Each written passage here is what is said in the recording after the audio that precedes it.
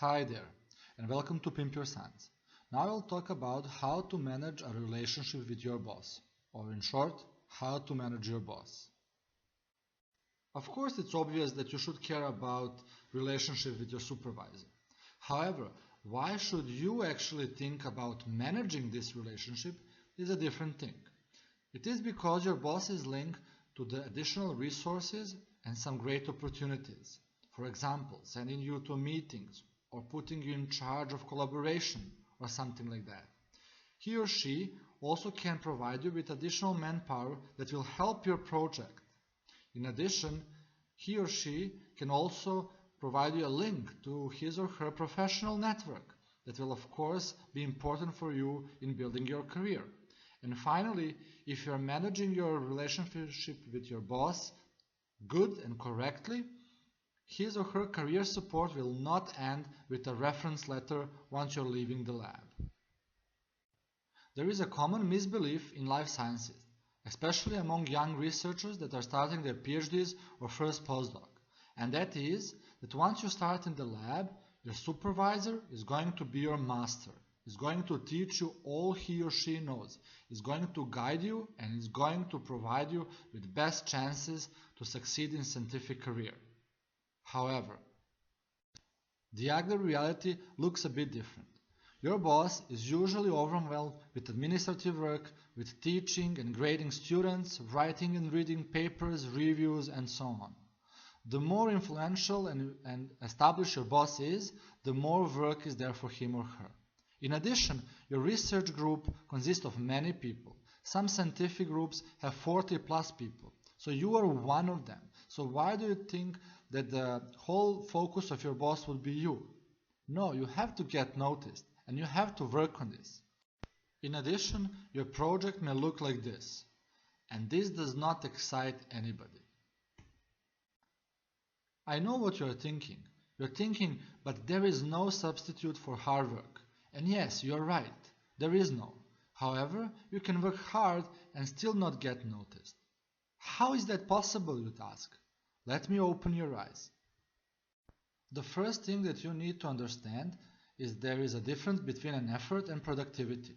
Effort is everything you invest, time, energy, into the project, into the experiments. The productivity is the final product, the result. And your boss sees the result. In the other words, for example, if you're working for 10 days on a confocal microscope to produce a nice picture, your boss does not see 10 days, he or she sees one nice picture. And the relationship between the effort and productivity is also not so straightforward.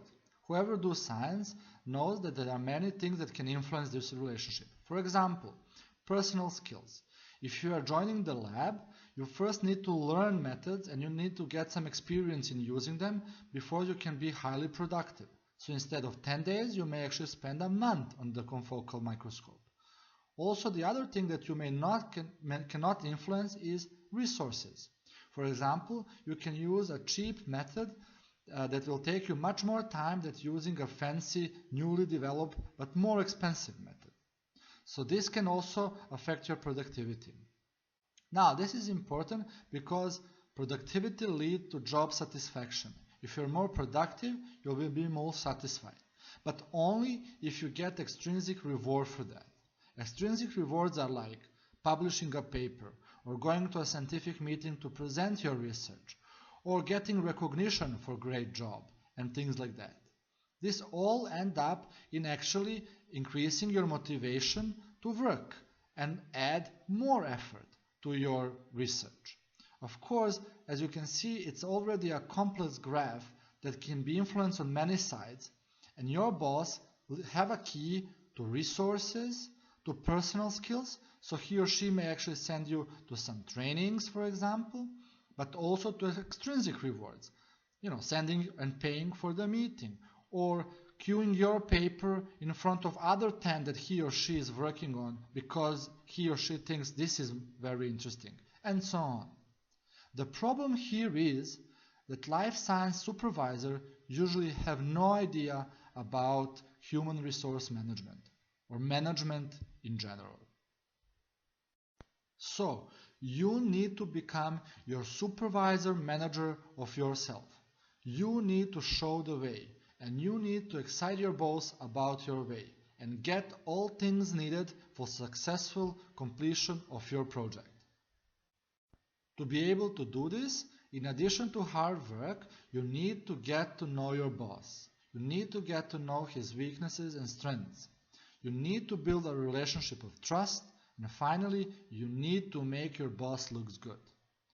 Making your boss look good is the best to giving a great oral presentation and preparing a great poster on scientific meetings. Meeting people, talking about your science and get them excited about it will all make your boss look good. These lessons are covered in different presentations, so let's now first concentrate on get to know your boss. So what do I actually mean when I say to get to know your boss? I mean, for example, getting to know his professional goals. It is completely different if you work for a well-established tenured professor somewhere at Harvard, and it is completely different if you work at a young PI lab that just started maybe his or her own group, some at well or less known university. Also, you need to know your boss' working style. Is he or she prone to take on risky project, or he is more modest and conservative with his or her science? You should also look at the habits and daily routines of your PI. For example, is he a late or early person? Or how does he or she goes through writing paper routines, or having seminars, or scheduling the lab work and business and stuff like that. Also, you should observe strengths and weaknesses of your boss, and you should work and build on his or her strength. Is he or she a more collaborative person, or one against the world person, or things like that. Finally, you should look carefully what are the virtues and personal things that he or she appreciate the most. And here are a few examples. For example, a young PI under a lot of publish or perish stress will appreciate if you use every chance to keep him informed of your project. He or she really depends on the publications to survive.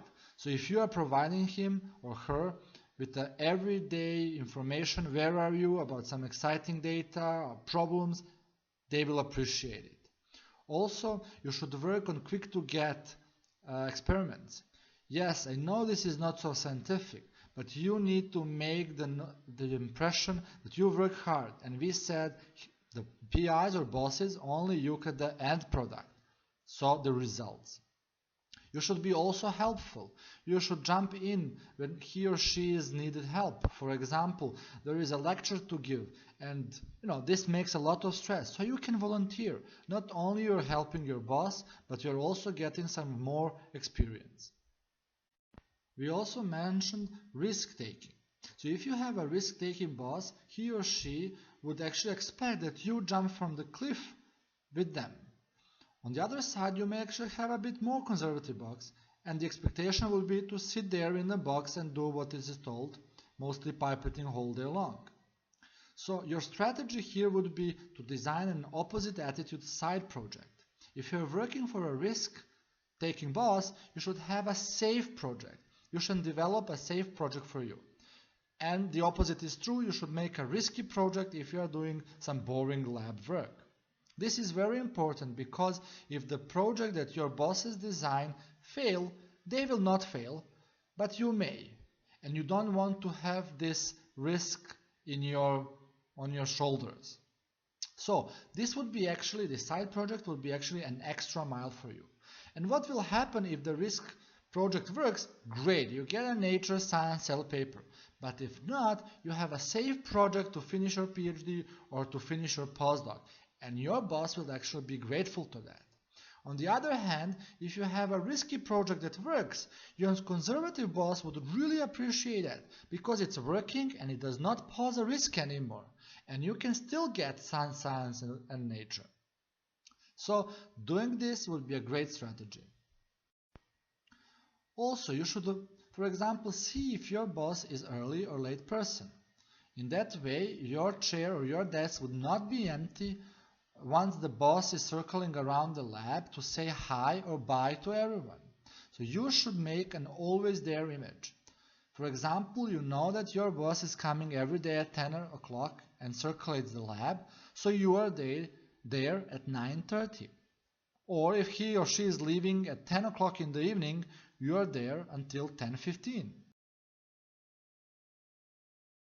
You can use these encounters also to build a personal relationship with your boss. Since at this period of time, maybe not many people are in the lab, you can actually chat with him or her about things which are not related with science. And this is good because late in the evening, he or she are probably very tired, or early in the morning just woke up and may actually talk about some other things, like tennis matches. If he or she likes tennis, you may actually talk a bit about what happened over the weekend on a Grand Slam or whatever. So use that time also to get to know your boss. This is another example which may be very important for the people that work in labs with 40 plus colleagues, and the boss is really overwhelmed with work and has not a lot of time to talk with his students or supervise them.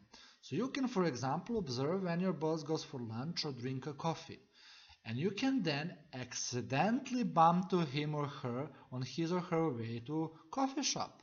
Of course, you will have prepared your data and your 5 sentences explaining your new findings. In that way, you can inform your boss about your existence and the data that you collected.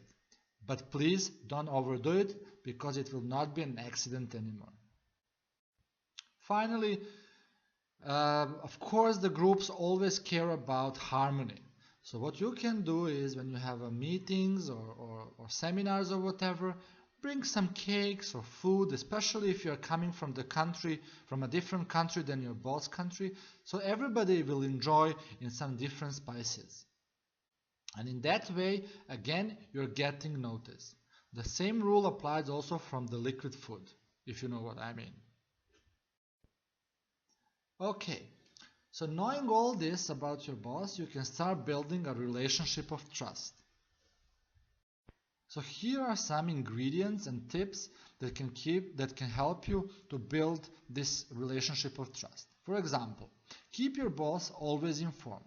However, not all PIs like to be informed in the same way. Some PIs like to get a short summary of your findings without really looking at your data, while others would like or prefer to look themselves into your pictures or figures or whatever and get the story. So you can spend a lot of time informing your boss, but in a wrong way. So you should really see how your boss likes it. Also, use every opportunity to provide exciting news in one-to-one discussion. If you have problems or if you have anything to complain about, do it in a group seminar, because you don't want your boss to attach your name to complaints. Exciting news one-to-one, bad news one to everybody.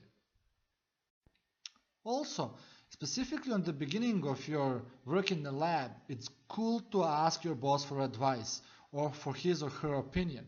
You go there, or if you have a problem, and they will like it because they took you for a reason. However, if this continues with time, not a good picture.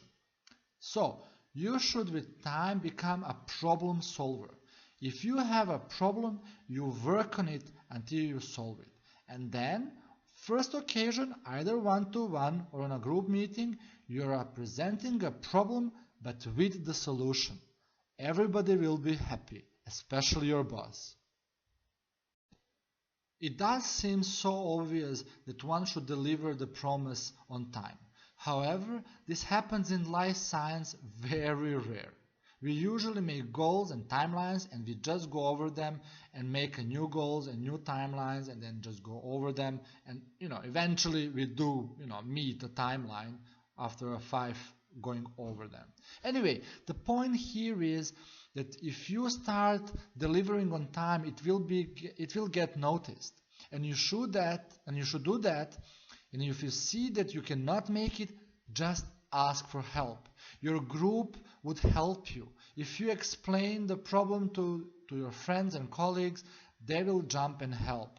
But then, of course, be ready to jump and help them. Of course, you should stay on the top of your subject. You can go to courses and workshops and polish your skills. You are going to read literature to get to know the new methods, even implement them in the lab. However, how many of you transfer this knowledge to your group? For example, you were on some exciting workshop and then you organize the same workshop in your group. Or you were on a scientific meeting and you then summarize most exciting posters and talk you have heard and present them to your group. How many of you, when you find a great and exciting paper, send this paper not only to your boss but to your group and ask them, would you like to discuss? This is also not only part of science, but this is also a good strategy to get noticed with your supervisor, but also with your group, because you are doing something for them. You should also get noticed on the seminars. First, sit in a damn first row. You can see that many postdocs and young PIs are sitting there. If you sit there, you will get noticed. If you sit in a back row, nobody is noticing you. You should also ask questions. I know it's difficult to ask a question, but you can, during the presentation, write it. And once at the end, have a courage to raise your hand and pose it. In that way, especially if you're sitting in the first row, people get to know you, get to know your face. Not only your boss, but also other PIs in your institute. And this may be very important for you to get next job. Also, when you make an office party, include your boss. If you get published paper, grand award, offspring born, or whatever, bring booze, bring food, invite your boss. Smiling and getting celebrations are a good way to make personal bonds. These are just few things in example that should serve you to now do your homework. You should put your boss under magnifying glass and create subtle and clever strategy to keep your boss managed. If you're taking these advices and you work on them seriously and dedicated, throughout the time your boss will be excited not only about your science but also about you. And that would be a hell of a ride.